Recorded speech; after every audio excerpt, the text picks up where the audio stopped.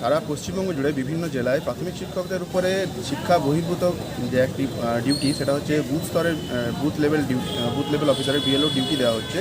তার প্রতিবাদে আমরা ডিস্ট্রিক্ট ইলেকশন অফিসারের কাছে আমাদের দাবিপত্র নিয়ে এসেছি যে আমাদের সারা বছর জুড়ে শিক্ষার সাথে যেভাবে যুক্ত হয়ে বিভিন্ন কাজগুলো করতে হয়, তাতে বর্তমানে শিক্ষা ব্যবস্থার ক্ষেত্রে দেখা যাচ্ছে যে শিক্ষক অপ্রস্তুততার কারণে সেই কাজগুলো আমাদের পক্ষে করে ওঠা সম্ভব হচ্ছে না।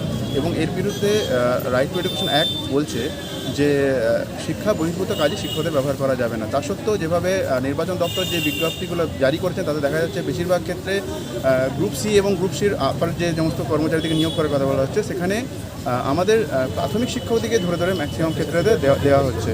তার ফলে এমনিতেই প্রাথমিক শিক্ষার অবস্থার হাল খুবই খারাপ।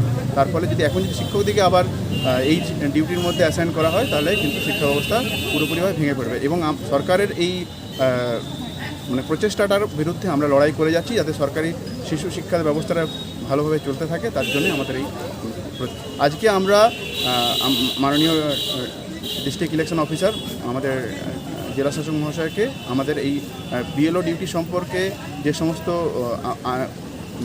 আইনি কাগজপত্রগুলো রয়েছে বা আমাদের যে সমস্ত দাবিগুলো রয়েছে, সেগুলো ওনাকে আমরা প্রদান করে আমাদের প্রতিবাদ কর্মসূচিতে ওনাকে জানাবো। দাবি না মানানো হলে আমরা রাস্তার দাবি তো আমরা এর আগেও এটার বিরুদ্ধে লড়াই করেছি। এছাড়া আমরা আইনের আশ্রয় নিই।